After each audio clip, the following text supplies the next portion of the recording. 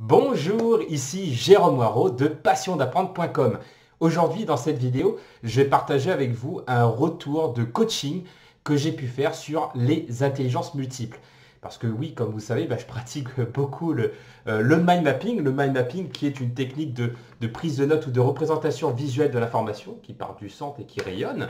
Et justement, la pratique de cette technique mobilise de nombreuses intelligences. Alors, comme vous avez pu le voir lors de ma dernière webconférence, nous avons tous plusieurs intelligences et que justement le mind mapping est souvent un exercice que je recommande en coaching parce que cela développe plusieurs intelligences, comme tout d'abord l'intelligence logico-mathématique. Donc là, ce que je suis en train de vous montrer, ce sont des cartes que nous utilisons pour neuroformateur.com, donc qui est une formation pour les formateurs et les coachs qui veulent accompagner avec impact et de manière mémorable leurs clients. Et justement, dans cette formation, nous avons des cartes, en fait, des flashcards qui permettent de pouvoir accompagner toutes les intelligences que possèdent les personnes et notamment nos clients quand on est en situation de coaching. Bref, quelles sont les intelligences que l'on utilise lorsqu'on utilise le mind mapping? Tout d'abord, le logico-mathématique. Parce que oui, même si c'est plein de couleurs, que c'est plein de dessins, etc. pour le mind mapping, c'est surtout structuré. Mind mapping, c'est une carte mentale, c'est une carte avant tout. Et qui dit carte, dit structure, dit orientation, dit clarté, dit lien logique également. Et comme vous pouvez le voir, tout est relié. Il y a vraiment un cheminement en fait sur une carte mentale. Donc lorsque vous pratiquez le mind mapping, vous développez cette intelligence logico-mathématique. Ensuite, on travaille également l'intelligence verbo-linguistique. Verbo-linguistique, pourquoi? Parce que dans le mind mapping, il n'y a pas que des dessins et des couleurs, il y a aussi des mots-clés. Et à chaque fois, lorsque vous voulez suivre les règles de Tony Buzan, vous devez sélectionner un seul mot-clé par branche. Et donc la réflexion qu'il y a derrière ce choix de mots-clés mobilise toute votre intelligence verbo-linguistique. Donc c'est pour ça que pour moi c'est un bon entraînement pour cette intelligence. Ensuite l'intelligence bien entendu visuo-spatiale. Visuo-spatiale parce que c'est très visuel, une carte mentale, un mind mapping, c'est plein de couleurs, ça permet de représenter de manière visuelle l'information, de la placer sur une feuille, donc ça demande de s'approprier un espace.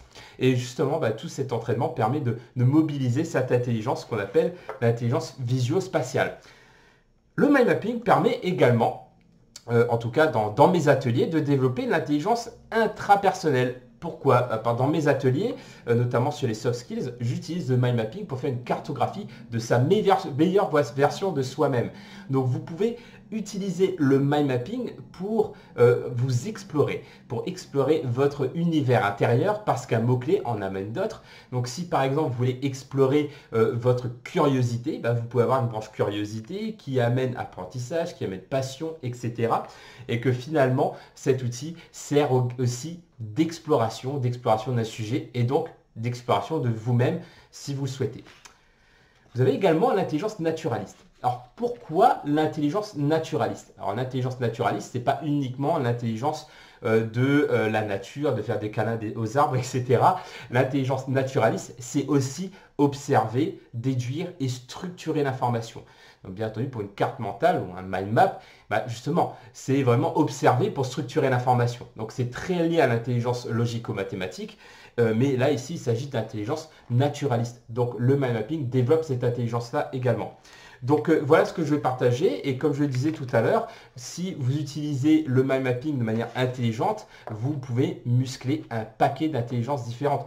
Je n'ai pas cité, mais on peut aussi utiliser le mind mapping pour notre intelligence interpersonnelle lorsqu'on co-construit une carte ensemble. Et c'est ce qu'on a fait justement pour notre dernier atelier à Luxembourg avec François Chevalier et Nicolas Lisiac, donc notre atelier neuroformateur, où on a créé une mind map et qu'on a demandé à tous les participants d'alimenter cette mind map de manière collective.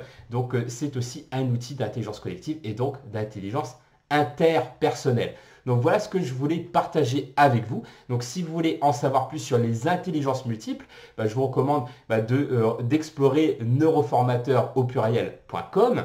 Donc je vous mets le lien dans le descriptif de cette vidéo. Et sinon, je vous laisse explorer tout ce qui touche au mind mapping, au cerveau et à l'apprentissage sur passiondapprendre.com. Donc merci beaucoup, c'était Jérôme Moirot pour passiondapprendre.com et je vous dis à très bientôt pour une prochaine vidéo.